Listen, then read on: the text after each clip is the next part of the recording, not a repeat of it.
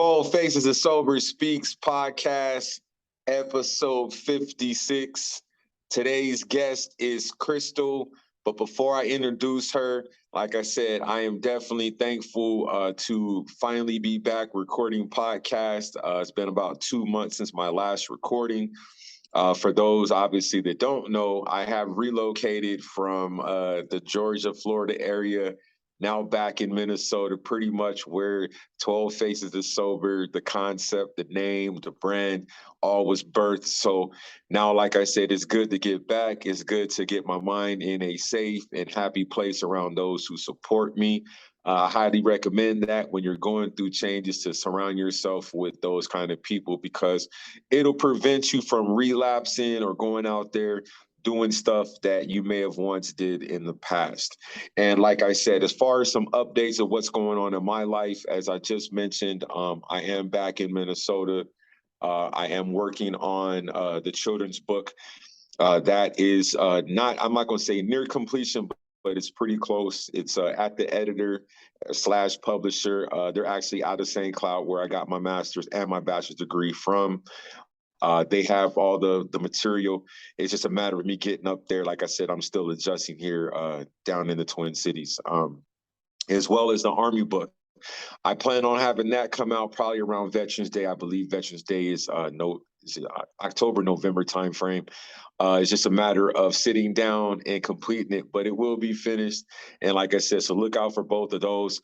Same thing with the podcast. I have plenty of interviews archived that I haven't released yet, but those will be dropping rather soon as well.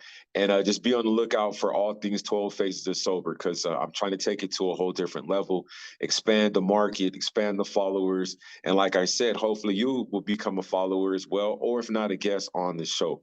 Yeah. But like I said, my guest today is Kristal. Let me tell you, ladies and gentlemen, this is a very good person that you guys will definitely want to follow. She has a very good story in terms of helping others in the sober and recovery community. And I wanted to have her on because it's not so much just about those themselves who experience the recovery process itself, but a professional, someone who's licensed, that has the knowledge that all of us are seeking in terms of what we can do to help. And like I said, Kristal, she is a fitness guru. Mm-hmm. She is an author and a podcaster and an entrepreneur. And we'll dive into all those, everything Kristal today. And like I said, get to know some of the things that she does and some of the great things that she offers, like I said, because I know for sure that something in this podcast today will be able to help not only you, but somebody else that you know in the sober and recovery community, as well as in the fitness community. So, Kristal, welcome to 12 Faces Sober Speaks podcast. Hello. Thank you for having me. I'm excited. Thank you for coming on. I know you have a busy schedule, and I know that we were supposed to meet up a couple different times, but conflicting schedules. But like, I am thankful. I spilled my water. Oh, but that's okay. We didn't mess up the book. It's all good. But, oh man. But yeah. So like I said, thank you again for coming on. Now let's go ahead and start by, giving us a little bit of background on yourself. Where are you from? Let them know your credentials, so people not just thinking like, oh, you're just on here. But yeah, just give them a little bit of a background of yourself. Yeah. So, hi guys. My name is Kristal. I live outside of Philadelphia. So Philly, it's known for a lot of things. But one thing it's known for is our Kensington area down in the city, which is a huge heroin hub and the center of the opiate epidemic right now. So I have the privilege of helping a lot of people who struggle in recovery, not only there, but in other counties throughout Pennsylvania. So I've been in the field of addiction for it'll be 13 years this coming year. And I was a therapist, specialized in addiction for 10 years. And right when COVID hit, I took a break because I was extremely burnt out. But then I decided to launch my KD coaching. And that basically enables me to work full time. I still work for a rehab in outside of Philadelphia. But as I work full time, I'm also putting a lot of effort into KD Coaching, which supports mental health and recovery. So I've been all over our community. I'm trying to get into more events. Overdose awareness is next week. So I'll be out and about just trying to put, content out there and help people in both those areas. So I'm still really passionate about it. I just didn't want it to look the same as it's looked the past 10 years I was in direct care. Now I have like my own creative spin on it, and I can do it at my pace on my own time. So that's me. Okay. Now, this has to be a passion of yours to get into that type of field, to try to help, not try, but actually out here, out there helping people. Now, what prompted you to want to, go into that field? Yeah, so a few things. As a kid, I never played like with dolls and things like that. I was always like doing like teaching type stuff or a lot of like science projects. I was like a nerd kind of as a kid. But I knew very early on that I just wanted to like help people or teach people. And I selected my major right away. I actually went into criminal justice at first. And I did my undergrad and my grad program in criminology, like the study of criminal behavior, and also behavioral counseling. Okay. So to answer your question about like what makes me qualified, I do have my master's. And I'm also certified with the Department of Drug and Alcohol in Pennsylvania.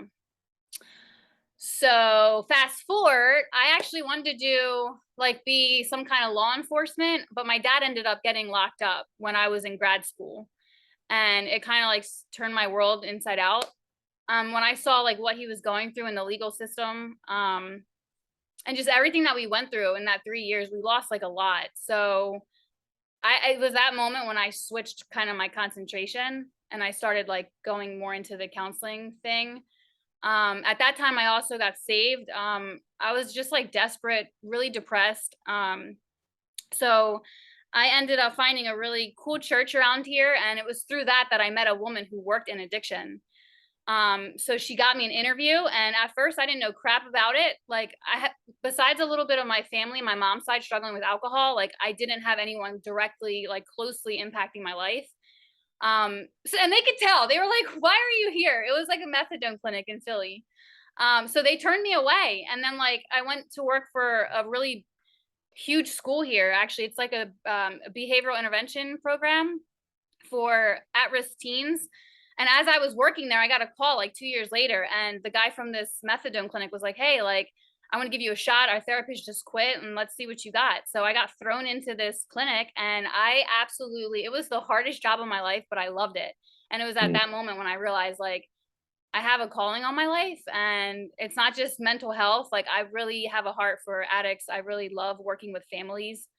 And yeah, then we fast forward 10 years later and I'm still in the field. So it's a little That's bit of like my family experience coupled with just like how I'm drawn to that kind of population.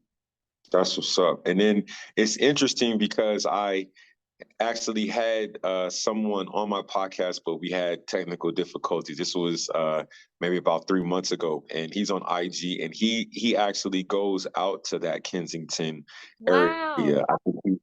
I think his handle is the Kensington Hope Dealer. I don't know if you know who that is. I gotta follow Um, him. yeah, I think he's out of New York, and Okay. he definitely shows a lot of videos on Instagram of him out there fellowshipping and stuff like that. So Wow. I know you were official once you said that right there. I said, okay, yeah, I know that you're really out there doing your thing, and I understand that, like I said, in a lot of cities, obviously, are being riddled with that addiction of opioids and everything else. So for you to be in a city, a big city like that, and out there actually helping it, you're definitely making a difference. So I definitely want to commend you and salute you on that for Thank sure. you. Now, you mentioned past history as far as addiction within your family. Now, how was that growing up, like witnessing that going on? Was it something that you actually, like for me, I didn't understand like the fact that my dad had a drinking problem. I just knew that he drank, from time to time got drunk. Police may have showed up, but to process it at, as a adolescent, as a teen, I started to, get it. But growing up with those younger years, I didn't understand it. So how was that for you? I think I'm similar to you. So as I said, it was more so my mom's side, but I didn't hang around those family members unless it was like a holiday or something like that. So, you would smell like the beer and kind of see like the behavior, but I didn't think anything of it. And then looking back when I was, my middle school and my high school, my dad was out late a lot, very like workaholic, borderline alcoholic, eventually got in trouble with the law for it. But I didn't see it as a problem. It was just a way people went about kind of socializing. It was very like normal and accepted. And then little did I know, I ended up going to Arizona State, which is one of the biggest party schools in the nation.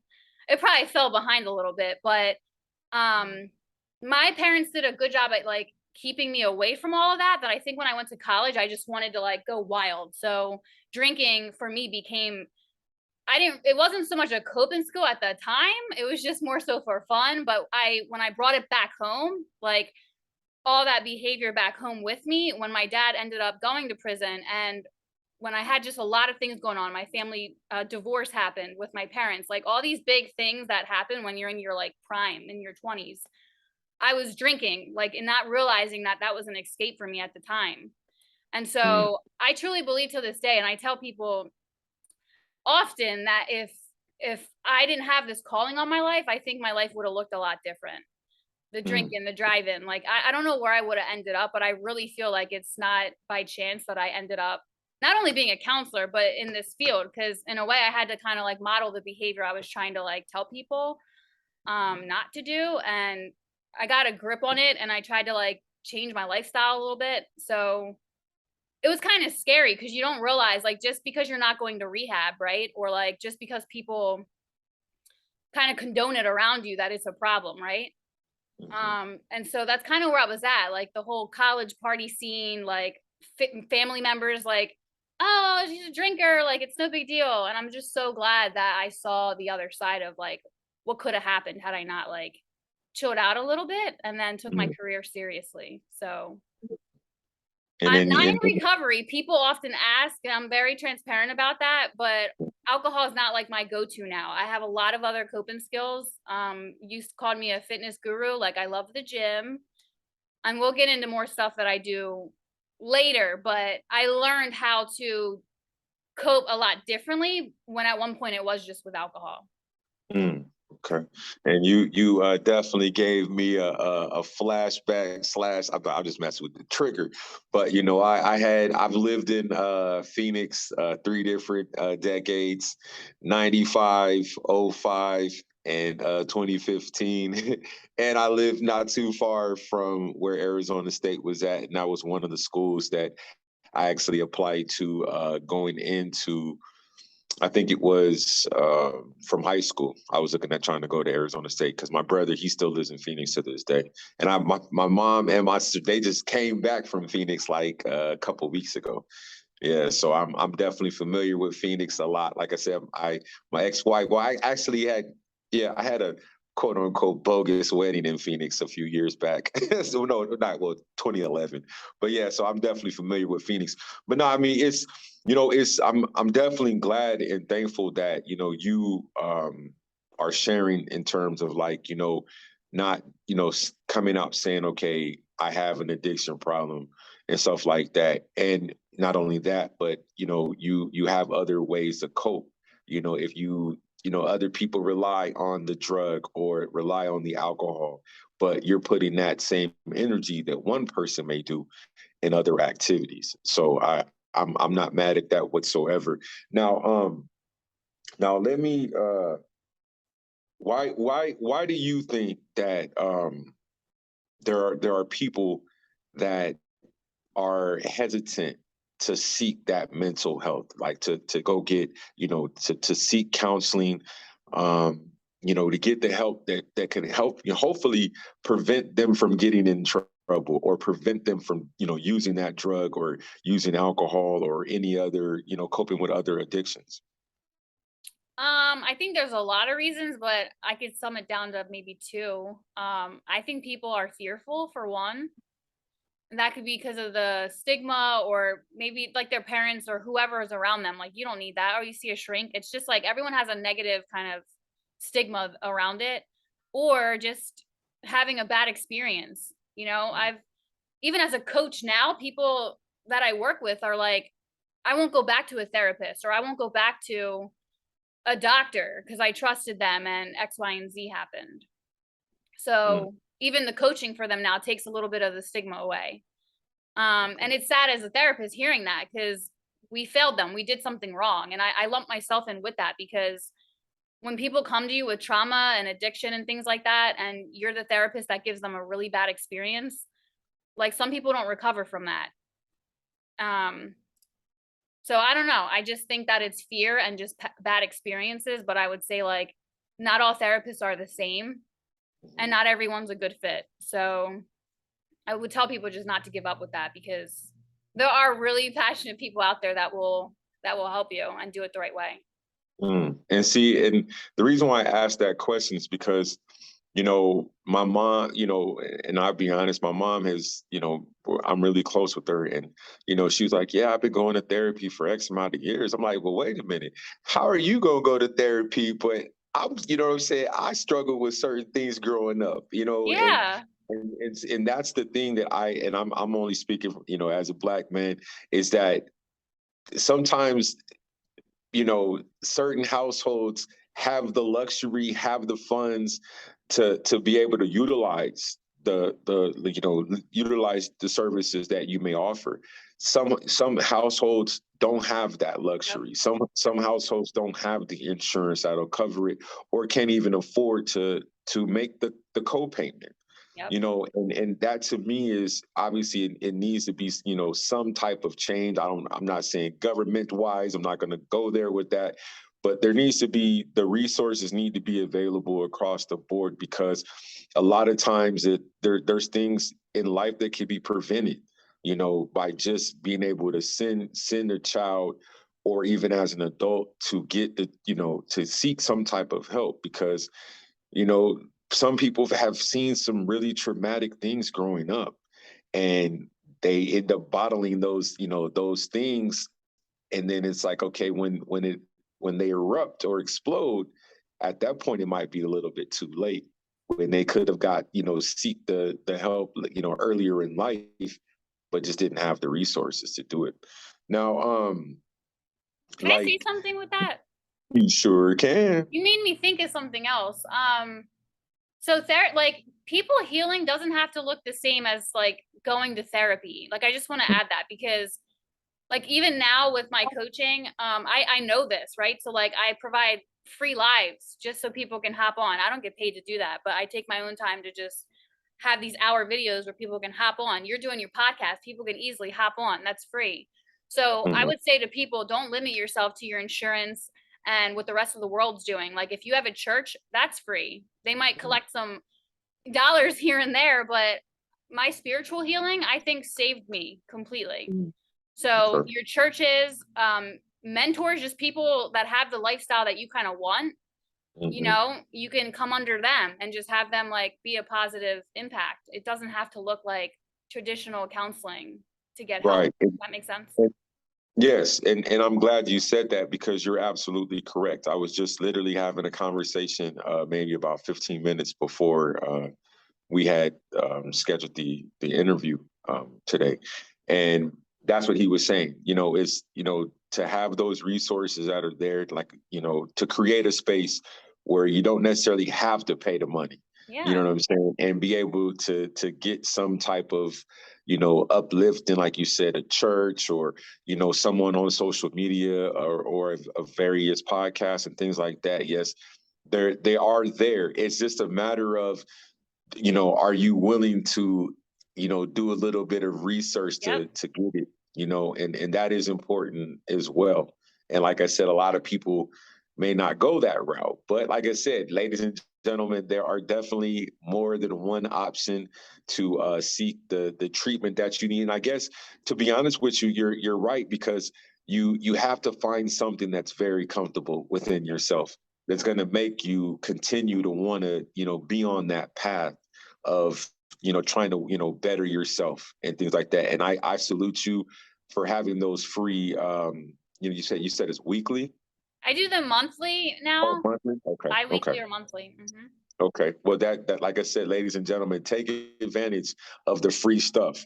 You know what I'm saying? Well, not use it, but just use it, but, Take take advantage. advantage of it. Yeah, because it's out there. You know what I mean? So like I said, if you don't have the medical, or you just started a job, but you need some type of counseling, but you got to wait 90 days or whatever it is, Google search it, type Yeah. it in one of these, platforms and just see what's out there. And if you don't like that one, you go to the next one until you find one that is comfortable within yourself. And, sky's the limit in terms of, where you can, take that, to the next level.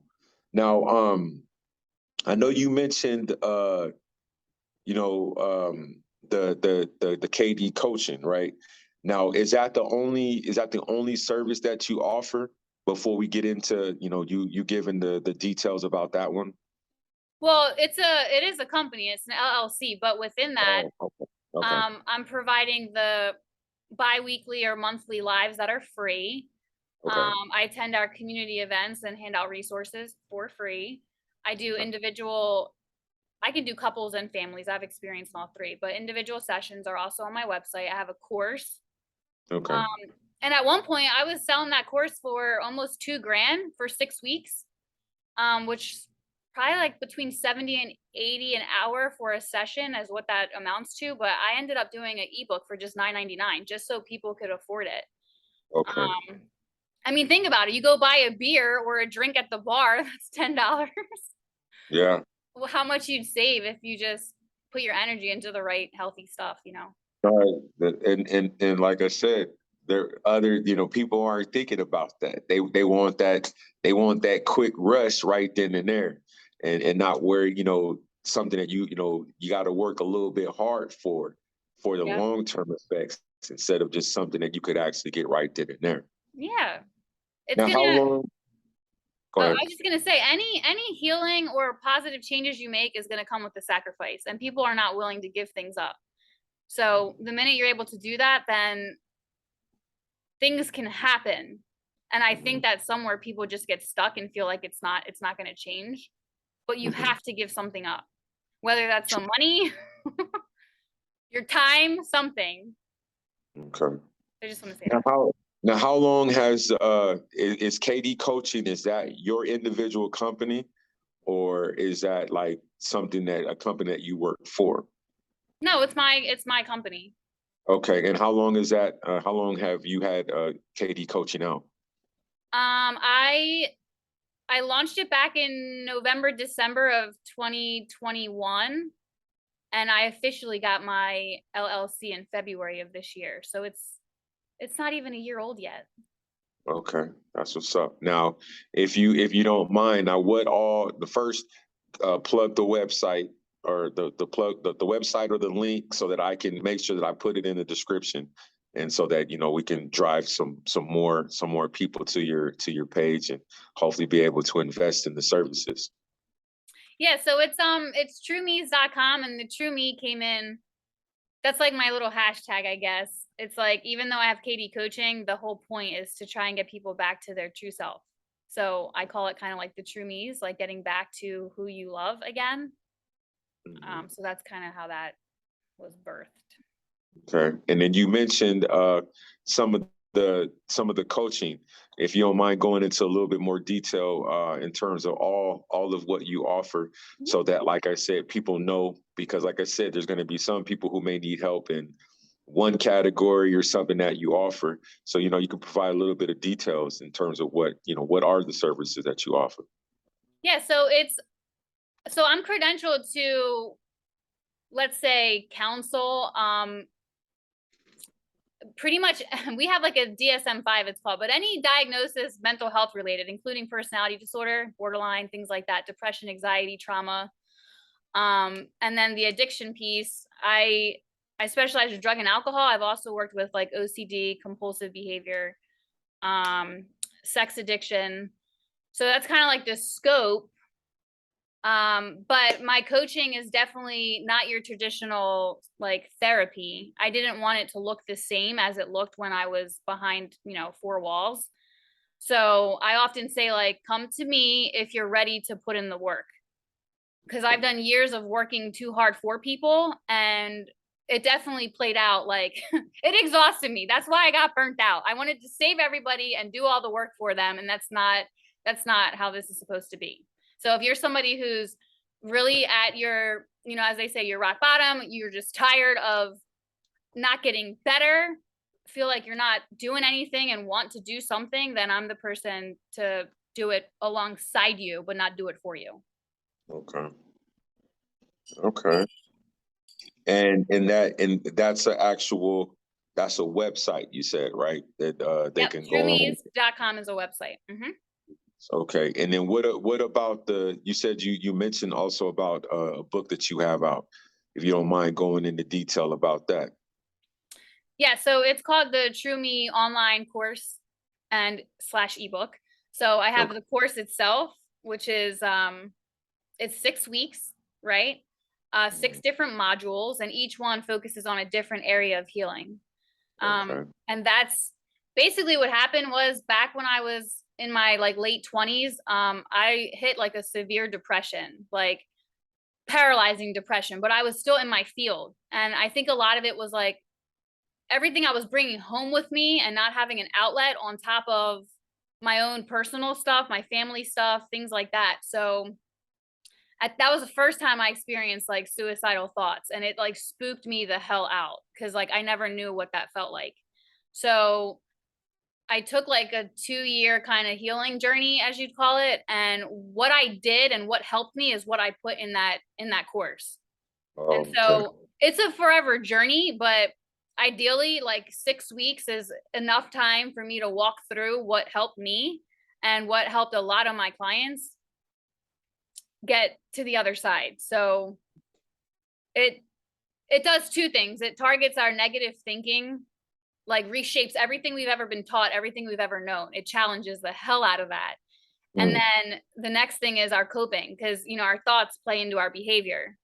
So I also target like coping skills, and helping people kind of think things differently and then do it a different way. And I feel like if anyone can get that down, then you're all on your like path to healing and liking who you are again. So that's kind of that's why I called it the True Me course.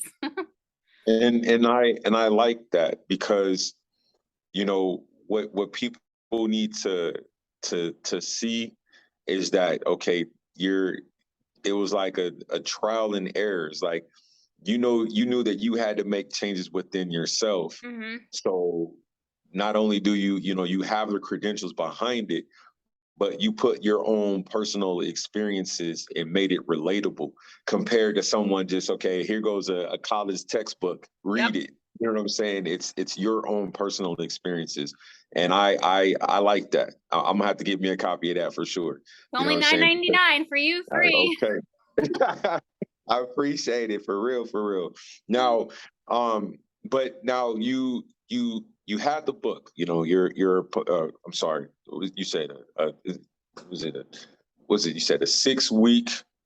Phil, help me So out with it's a this. 6-week online course. I have the Okay, six. version where I can send it out in different modules, but then you check in with me in real time every single week. So that's like a package, and that's the expensive thing. But the ebook I created, so you can just go on Amazon, Kindle, whatever you're doing, buy it, and then you do it yourself. There's no checking Okay. in with me whatsoever. Mhm. Because time is money, and I feel you. I wanted to give Now, but people a choice, if that makes sense. and so what made you, like, people ask me what made you write the book? So what made you, put that together? Because I think it's awesome. I salute all authors. It doesn't matter if it's 1 page or 1,000 pages. I salute anybody that puts their own personal experiences on paper. Yeah, I think all these years, let's say 11 years in, I felt so confined. No one knew how passionate I was about any of this, because I was always told, like, you gotta, everything people say, everything people do, HIPAA, HIPAA, HIPAA, confidentiality, all that stuff. So it like paralyzed me. I was always so scared to like talk about anything outside of work, which is kind of how it should be, but not to the point, not how it kept me. I was like this, like when I left work, my mouth was zipped. Um, Mhm.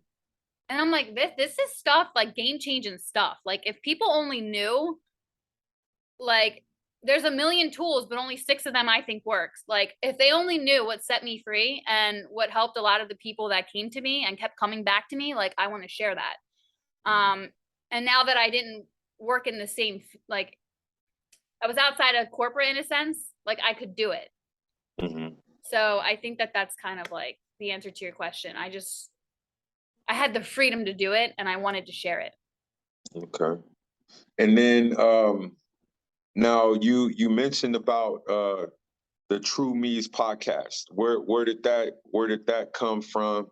And what's the direction as far as that moving forward? So I think I'm in that category of people who always wanted to have their own podcast. Okay. I just never thought I would have my own. And I thought that about a lot of things. And when I see now that I have my own business, like I look back like 10 months ago and it blows my mind because this wasn't my situation 3 years ago. Um, Okay.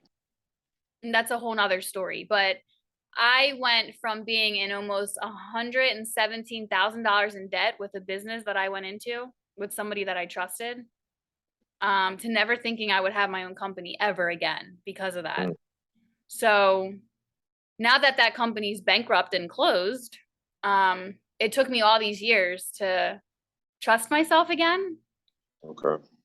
So that's like a detour. I'm sorry, I just went on a little detour there. But back to the podcast. So again, that's something I would have never thought I would be able to do. And now that I have the platform, and it just happened. It wasn't because I was like, oh, let me like buy my followers or anything like that. It just happened because of people's taking to me, you know? So it built me up. Like if it wasn't for the support that I'm getting in person or social media, like I don't think I'd do it. So I decided like at the end of the summer, my brother's actually going to be the first person on my podcast. We're calling it True Life. I'm an entrepreneur. And he's like one of my biggest fans. I love my brother to death. And he kind of like kicked me in the butt. I remember like a year and a half ago saying like, you can do your own thing one day. Like I could see it like popping off, like just do your own thing. And then like not even 8 months later, I was doing it. So I feel like I owed that first podcast to him. I want people to hear his story because he had a lot of stuff happen to him and he's an entrepreneur. So like there's no excuse. If you want to do your own thing, write a book, do your own podcast, start your own company. And you believe in yourself. And if you don't, you have somebody that does, like you can do anything that you want to do. Right. So that's why I'm doing my podcast. That's dope. No, I mean, and ladies and gentlemen, Crystal is absolutely correct. If you have that idea and if you have it in within yourself to really apply yourself to do it. You know what I'm saying? Like I have a bachelor's degree in radio broadcasting. My dream was to always have my own show. Of course, it was to be working in hip hop and R&B. And clearly I'm not doing hip hop and R&B no more, but I'm doing sobriety. And that is something that I love. Yeah. Speaking to people, not only that have struggled with addiction, but also professionals that work in the industry that's out here trying to help those who I may have needed some 13, 14 years ago when I first started messing around with alcohol and should have been getting the help then and addressing some of those issues. So Yeah. I definitely will say that Kristal is someone that you need to follow in this sober community. And like I said, I'm sure that if you reach out to her, she will not have a problem with getting back with you, giving you the right advice, providing you with the right tools, because like I said, we all need to get we all need some type of help Yeah. in more ways than one. Now we got everything else out the way. Now you seem to be pretty busy. You mentioned that you go to the gym, but what are some things that you do outside of all of this work that keeps you busy, that gives you that balance? I understand that. I know that you're passionate about what you're doing, but there's also a life that you live outside of this. Yeah, so the gym is work, so I won't count that as something. But I love to dance, so instead of going to clubs, because we got to grow up, I like salsa dancing. So I took some classes with that, and 4 years later, like I have a little small community of people that social dance, but it's just like Spanish music. Okay. So I do that as an outlet. Again, I had to pick and choose my battles with that one because there's a bar at every spot.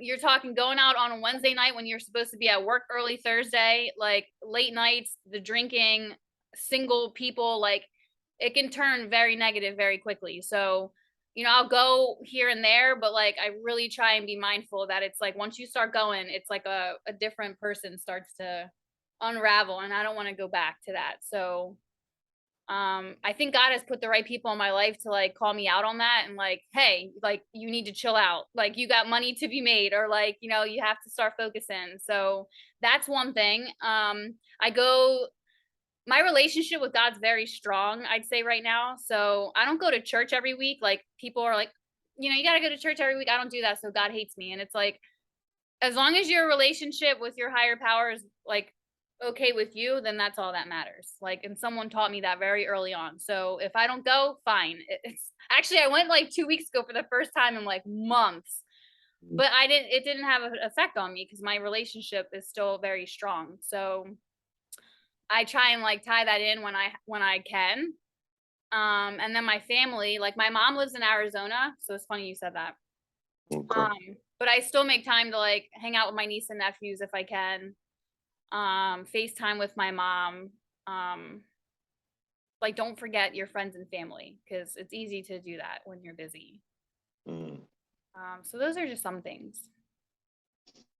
okay. And then before we close, I'm going to ask you a question. Uh, what are some misconceptions or myths about going to therapy? Great question. I think the biggest myth, one of them, is that counselors and therapists like don't have problems. When in fact, No comment. when in Oh fact their man. problems make them really good at what they do. Mm, So just know like we're human and our experiences, the only difference between us and like somebody who's not is like maybe we have a little bit healthier coping or we don't stay down for too long. But the coolest thing is that a lot of us use our pain to help other people. mm. It's not that like nothing happens to us or like we don't have struggles. All of that we use to help other people. Does that make sense? Yeah, So I that's get it. I know firsthand what you're saying. I trust and believe. I know. Yeah. So now, let me see what else. Now, did I leave anything out? Because I want to make sure that I cover all bases and all information as far as in terms of how people can follow you, your website, all the good things that you're doing, you know what I'm saying? Because I definitely want to, point as many people as I can in your direction because like I said, you have a good spirit. You've helped me through some things. And so I want to make sure that there are others who, reach out as well. no, I think we covered it all. I just will add there is one quick myth, another myth, and Okay. people like we kind of hit on it when you said you asked a question and I kind of mentioned it. But uh focus, Kristal, focus. I had it. Hold on, don't lose it. Oh, that counseling doesn't work, right? Or therapy doesn't work. And I already said like there's other ways to get help. So I kind of covered it, but that's like another big myth is like it doesn't work. But I just say like then you weren't with the right person. That trust and believe. Speaking from experience from since I've gotten sober little less than 6 years ago, if I wasn't, if the counselor or therapist didn't work for me, I was going and trying to get another one because I know that I needed help. And like I said, you have to be comfortable with that person, and not just that person just being there listening to you, and they're not, you know what I'm saying? It's not, because you have to have some kind of connection. You have to build a relationship. You have to trust yourself enough or trust that person enough to be vulnerable and be able to be like, okay, look, I did have this and this and that happen in my life. And I'm trying to move on from it, and I'm having constant reminders. But if the counselor is not trying to is not willing to help you through it, then there's no need for you to have a relationship with that particular counselor. But you can go and seek someone else. Seek somebody else. Exactly. I guess lastly, I just wanted to say thank you. Like there's plenty of other people I probably could have met, but no one as cool as you. I just listened to your live, and I had told you like it wasn't like how you were saying it, it was what you were saying. Like at that moment, as soon as I had clicked on, I don't go on anyone's lives. And I was like, this is kind of cool. You never hear people talking about gratitude like first thing in the morning, and then your situation you were dealing with at that time, like to hear how much gratitude you had for your situation close to your birthday. I was like, I got to hear this guy's story. Yeah. So I'm glad that we connected, and I feel like we'll have a lifetime connection, hopefully. So if you're For sure. listening, follow 12 Faces of Sober and stay up to par with his podcasts. Hopefully it's not our last one. Yeah, for sure. And I appreciate the kind words. I really do. You just don't understand. And usually what I do before closing my podcast is, if you have any you know, inspiring words, or letting individuals know that it's okay to seek the help, because like I said, I can say it, just speaking from my own personal experience, but someone that's that has the background in the field, it's better to hear it from them than just me saying, hey, I go get therapy. But you know it's better to hear from someone who has the credentials. Yeah, I would just say the same way that everyone that's a boss should have a boss. Like that's just is literally a belief of mine. Every mentor should have a mentor too, or every human should have somebody that they kind of not like model, but that they can be uplifted from, if that makes sense. It's like a Right. hierarchy.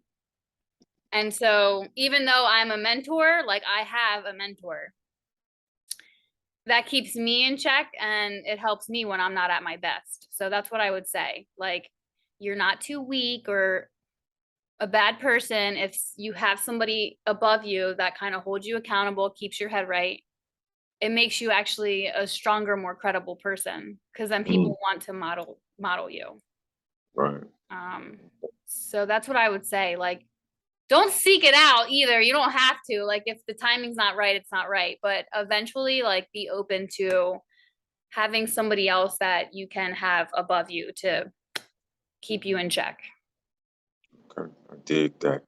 Well, ladies and gentlemen, Kristal, thanks again for coming on 12 Faces of Sober Speaks podcast. You have definitely provided some really, really, really quality, information that I know that it will not only help myself, but it will help others. And all I can say is continue to, spread that positivity. Some of, I'll just say it, alternative methods and ways to to better yourself in life. That's what's most important, is that not every way, not every traditional way is going to be the right way. You know what I'm saying? So you have to truly navigate your way through it and find what works and what's comfortable for you.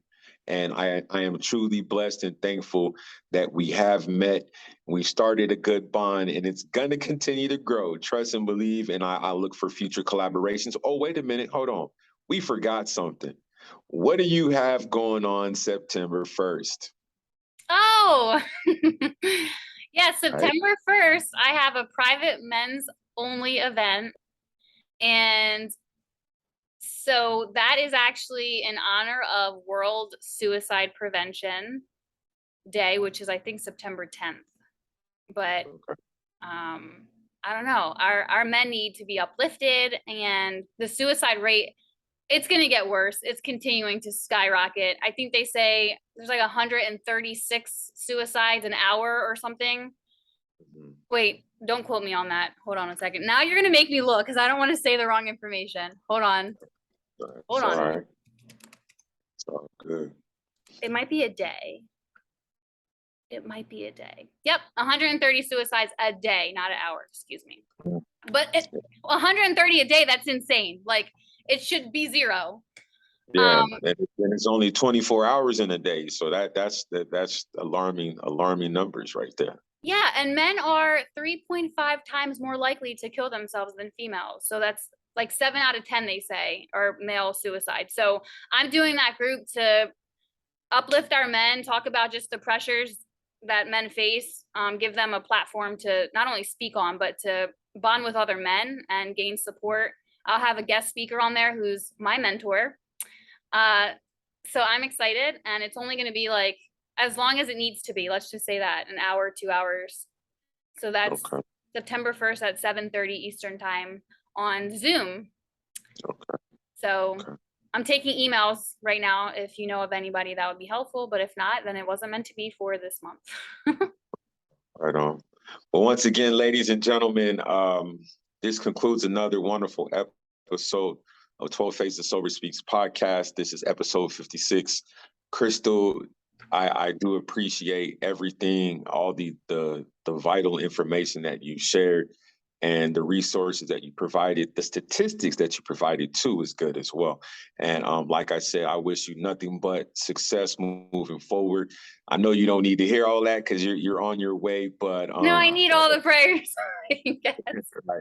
Right on. But yeah, just, like I said, ladies and gentlemen, she's definitely a person to follow. I will include her information in the description box so you guys can follow her. She has great content, and it's definitely motivating.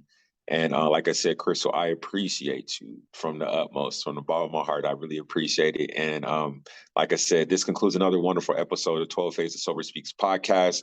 You can follow me pretty much on every platform except for Facebook. I've decided to take a cooling off period on Facebook, but everything else, 12 Faces Sober, TikTok, YouTube, all those, you can follow me on there. And like I said, watch my progress throughout my sobriety. 6 years sober coming up in November. So you never know, might have a party somewhere, might be traveling somewhere, don't know yet, but definitely going to do something for 6 years because that's a very big accomplishment for me. But like I said, this concludes the episode. Thanks again, ladies and gentlemen, for tuning in. I hope you guys got something from it. And if you didn't, watch it again because I guarantee you will be able to get something from it. But this